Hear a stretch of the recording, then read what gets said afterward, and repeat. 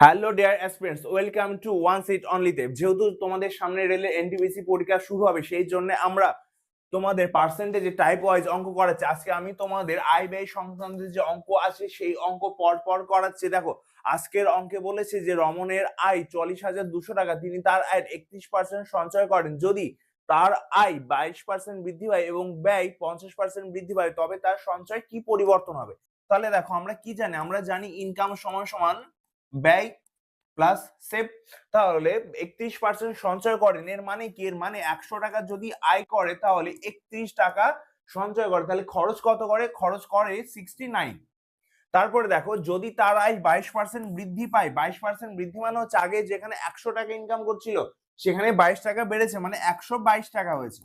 তারপরে 50% ব্যয় বৃদ্ধি পাবে। তাহলে আগে ছিল 69 এর অর্ধেক কত? 34.5। এবার এটা যোগ করো, তাহলে 0.5, 4 9 13, 3 হাতে 1, 3 1 4 8 6 10। তাহলে 103.5 টাকা খরচ করে ফেলছে, 122 টাকা ইনকাম করছিল। তাহলে সেভ করবে কত? দেখো, 104, তাহলে 18.5।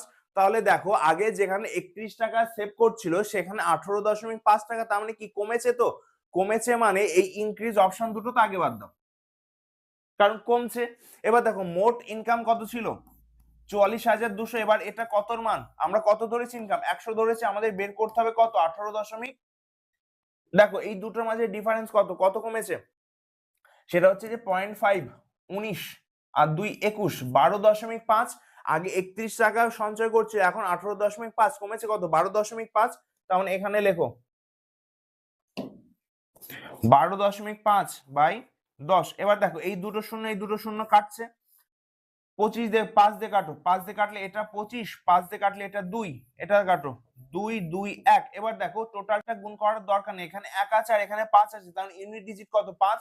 তাহলে দেখো, শুধুমাত্র অপশন 4 এ 5 আছে, তাহলে এটাই তোমাদের রাইট অ্যান্সার। তাহলে এই অঙ্কটা এইভাবেই করবে, আর এই অঙ্কটা যদি বোঝো তাহলে এই অঙ্কটা তোমার হোমওয়ার্ক থাকবে। এটা কমেন্ট করে অবশ্যই জানাবে। আর এমনই রেলের সমস্ত পিওয়াইকিউ পেতে আমাদের চ্যানেলটা অবশ্যই ফলো করো।